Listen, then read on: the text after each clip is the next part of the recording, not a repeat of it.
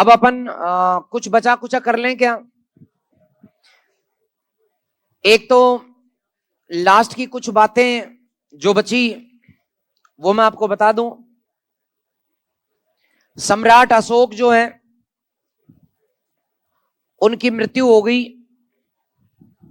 और उनकी मृत्यु के बाद अशोक के दो पुत्र जो हैं वो शासक बने। एक जालोक जो है वो पश्चिमी साम्राज्य का, और जो कुणाल है वो पूर्वी साम्राज्य का। अर्थात ध्यान से देख लो और सुन लो, अशोक मर गए, इसके बाद में साम्राज्य दो भागों में बट गया। जालोक जो है, जालोक ये पश्चिमी भारत का,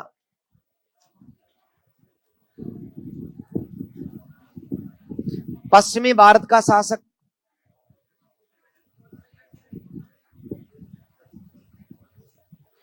और जो कुणाल है, कुणाल ये पूर्वी भारत का शासक बना।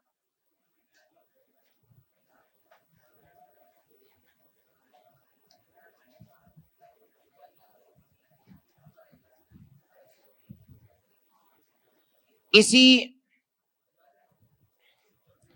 अर्थात आप यूं समझ सकते हैं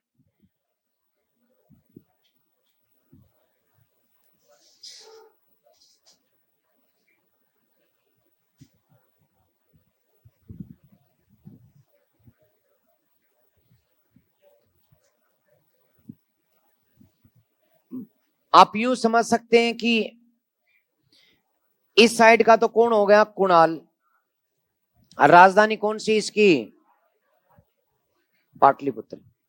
और दूसरे भाग का यहां अवंती में राजा कौन हो गया, जालोक। तो इधर का जालोक और इधर का कुणाल। अशोक के बाद साम्राज्य दो भागों में बट गया।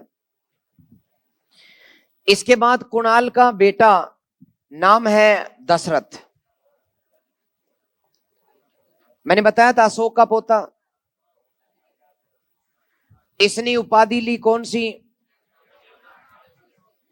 देवनाम प्रियदर्शी। फिर दोस्तों अंतिम राजा कौन था, वृहद्रथ। वृहद्रथ की हत्या उसी के सेनापति या उसके सेनापति पुष्यमित्र शुंग ने की।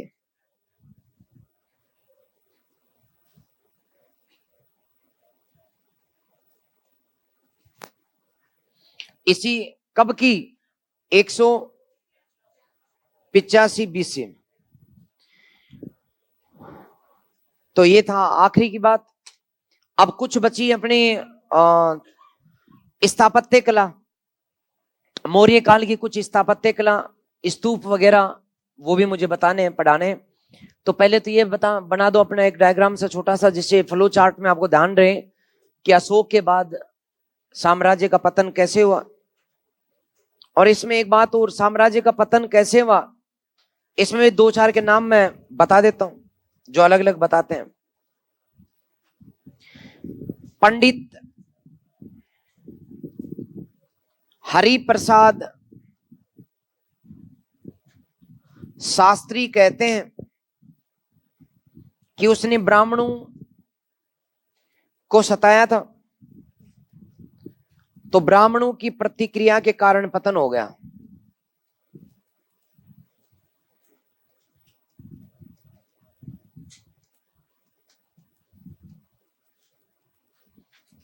ब्राह्मणों की प्रतिक्रिया से पतन।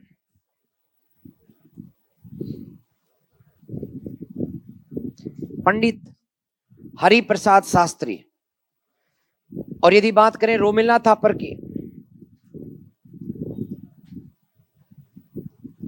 रोमिला थापर, तो ये कहती हैं अत्यधिक केंद्रीकरण के कारण पतन।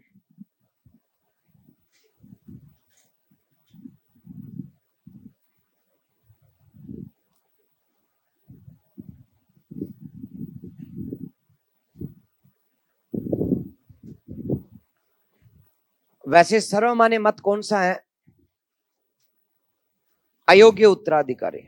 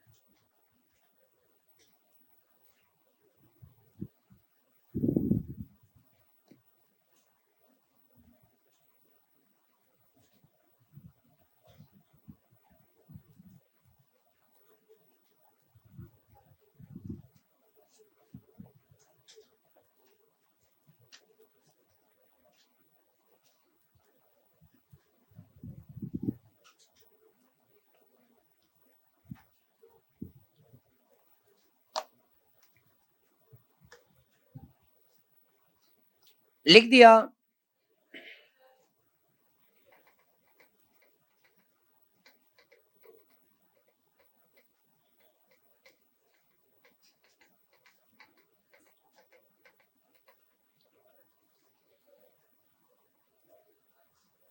अब एक लास्ट टॉपिक और बचा है मौर्य काल में, वो है मौर्य कालीन की कला। कला खत्म। फिर मैं कल मौर्योत्तर काल का आपका जो सिलेबस है उसमें शायद क्या क्या है मैं देख लेता हूं अभी। मौर्योत्तर काल ले लूं ना एक बार, जिसमें सुंग सातवाहन और कुषाण है, और विशेष करके कला है गांधार कला, मथुरा कला।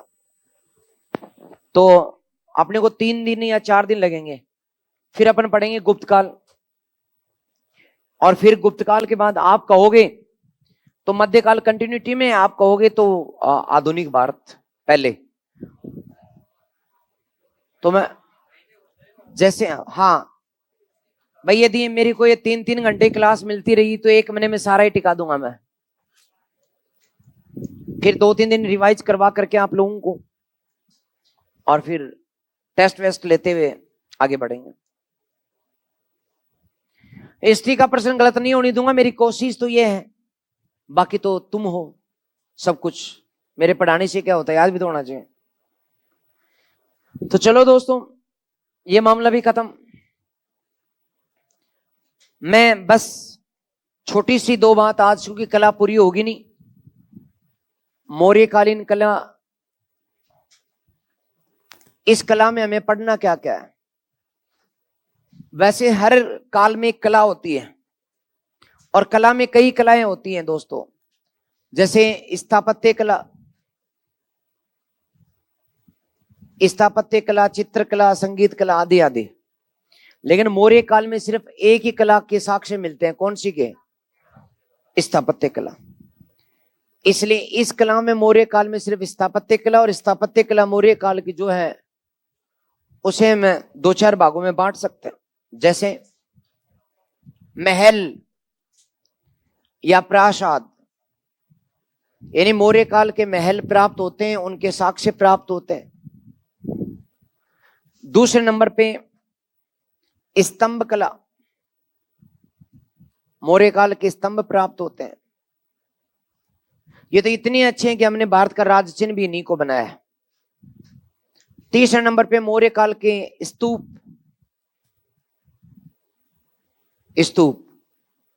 और चौथी बात है लोक कला।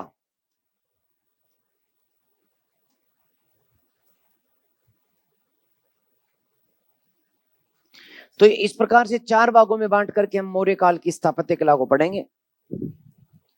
आज जो है वो मैं प्रासाद वाला टॉपिक पूरा करा देता हूं।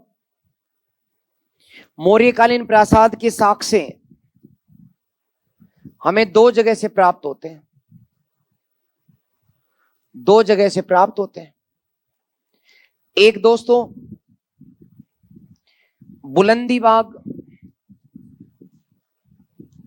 बाग, ये पटना के पास है, बिहार में, उसी के पास बुलंदी बाग एक स्थान है।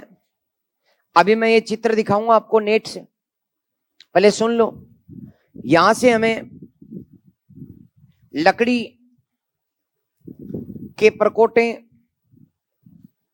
के साक्ष्य मिले, के साक्ष्य प्राप्त हुए।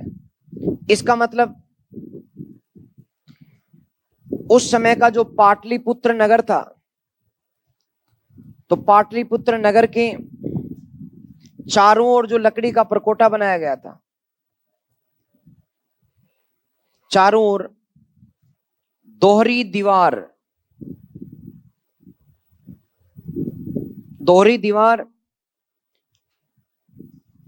दीवारों का लकड़ी का परकोटा बनाया गया था, जिसके बारे में अपन ने बात की थी। मेगास्थनीज कहता है,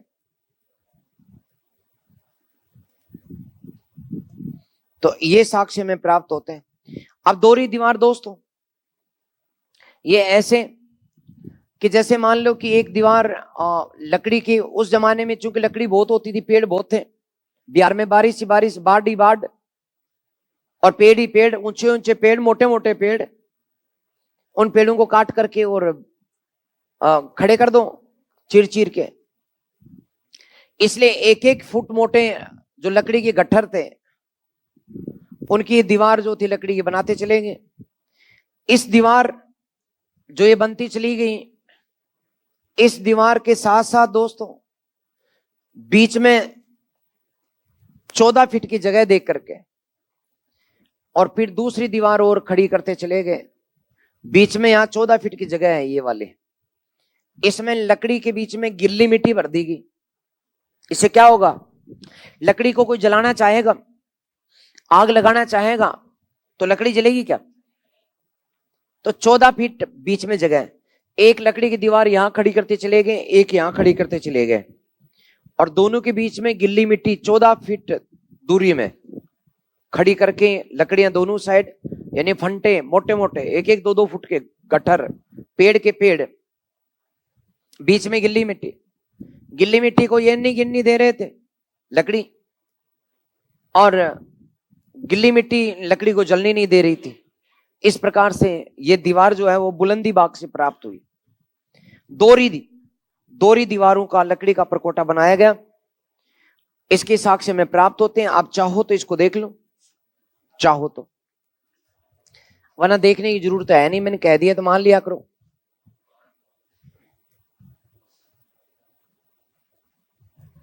बुलंदी बाग ही डाला है मैंने।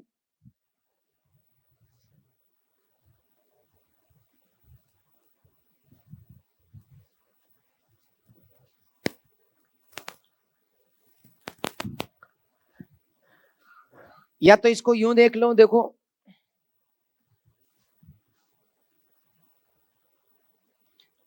ये मजदूर खड़ा है बीच में। अरे मजदूर दिख रहा है क्या? एक लकड़ी की दीवार इस साइड है क्या, और एक इस साइड है क्या? ओके। अब आपको यदि ये भी इतनी अच्छी नहीं लगी हो तो ये देख लो,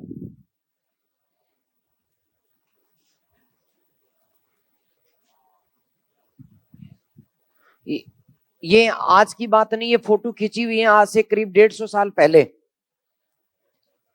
उस समय मजदूरों की हालत ये थी कि ऊपर के कपड़े नहीं होते थे। ये खुदाई 1851-52 में हुई थी। उस समय अंग्रेजों ने, उस समय इतने बड़े बड़े कैमरे होते थे और उनमें कपड़े रख करके और फिर फोटो खींचते थे, और चांदी की फिल्म होती थी पीछे, तो फिर उसे फोटो की जाती। वो फोटो है ये, आज से 150 साल पहले की खींची हुई फोटो, 150 से भी ज्यादा, 250 साल पहले उस समय खुदाई हुई थी। तो आप देख रहे हैं, देखो ये लकड़ी के फंटे खड़े हैं क्या, कुछ खड़े हैं, कुछ गिर गए, कुछ गड़ गए, और बीच में आड़ी लकड़ी भी लगाई हुई है, इनके बीच में मिट्टी भरी गई थी। ये बुलंदी बाग से, ये आज की बात नहीं है, आज से 2300 साल पहले ये परकोटा बनवाया गया था। 2300 साल पहले, 2300 साल पहले की बात बता रहा हूं मैं, चंद्रगुप्त मौर्य के समय की बात है। तो खैर, तो इस प्रकार से जो लकड़ी का परकोटा प्राप्त हुआ है वो कहां से प्राप्त हुआ है? बुलंदी बाग से। दूसरे नंबर पे दोस्तों कुम्भरहार। कुम्भरहार ये भी पटना, आज का जो पटना है, पटना के पास बिहार से यहां खुदाई हुई, और यहां की खुदाई में 2 कक्ष मिले, अर्थात चंद्रगुप्त मौर्य का महल, चंद्रगुप्त मौर्य का महल प्राप्त हुआ, जिसकी फर्श लकड़ी से बनाई गई थी, बनाई गई थी। पास में 10 की पंक्ति में 8 लाइन, अर्थात कुल 80 स्तंभों की प्राप्ति हुई है। यह है अशोक का महल था।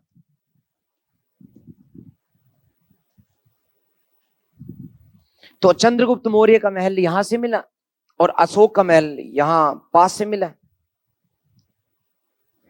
इस प्रकार से एक बात कह सकते हैं हम लोग कि आज से 2300 साल पहले जिन चीजों का निर्माण हुआ था आज भी वो है।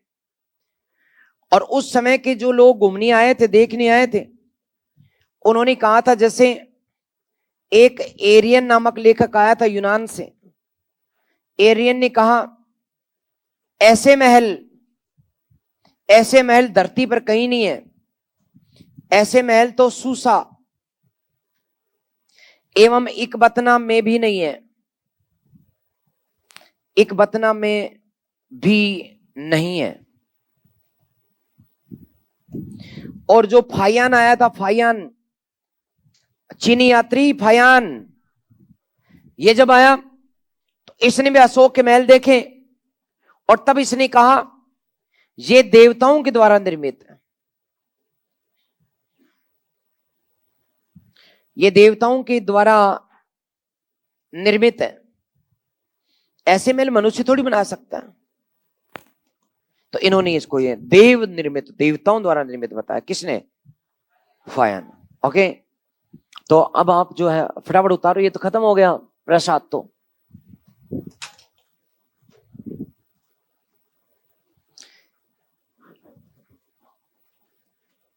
फिर मैं अभी 10 मिनट और पढ़ाऊंगा आपको, फिर मैं आज जो भी पढ़ाया उसे रिवाइज करवाऊंगा। ठीक है? अरे लिख दिया कि लिखो।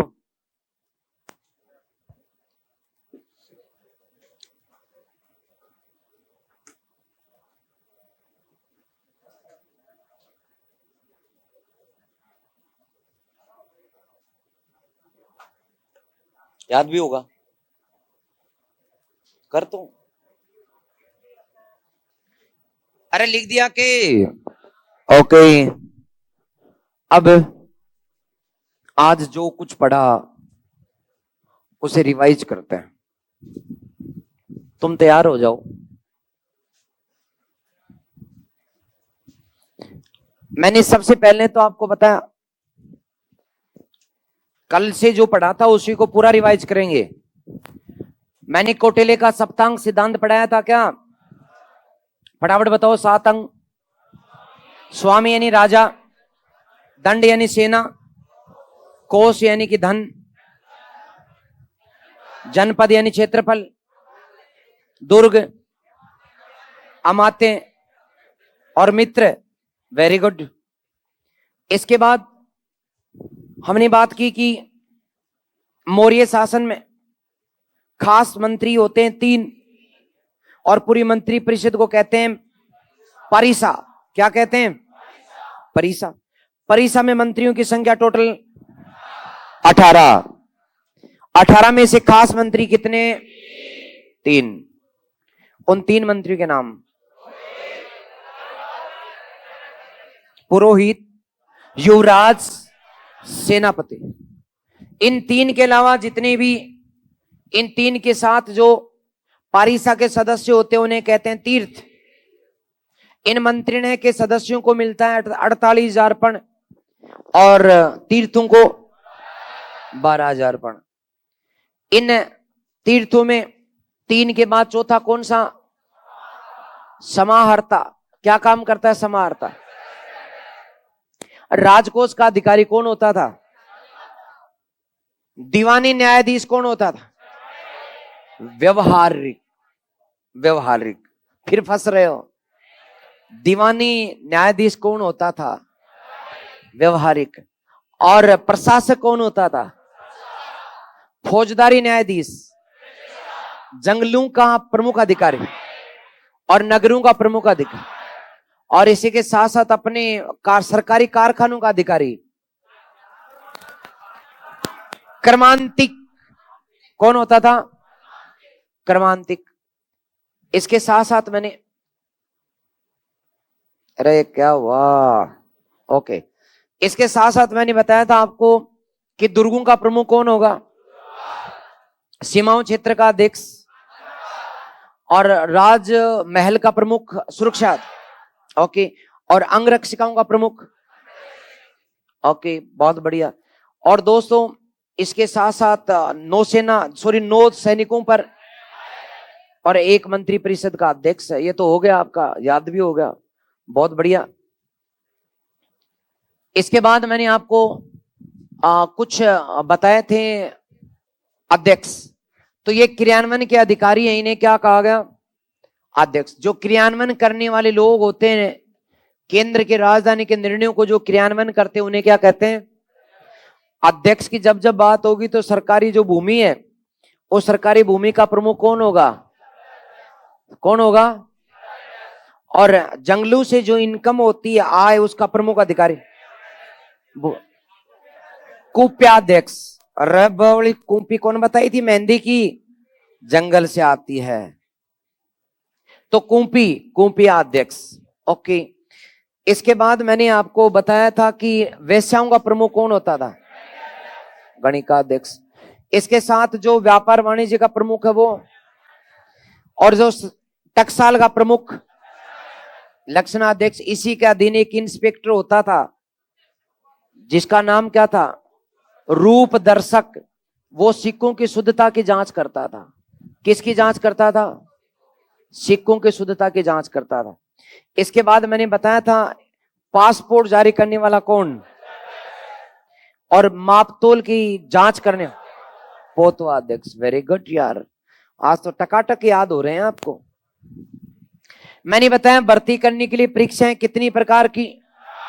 परीक्षा को क्या कहते थे? उपधा परीक्षण। 4 में से पहला प्रकार धर्म की परीक्षा, दूसरा काम की परीक्षा, तीसरा व्यय की परीक्षा, चौथा, अरे वाह क्या बात है, ये मैंने आपको बता दिया था निदेशालय में सीताध्यक्ष वगैरह के।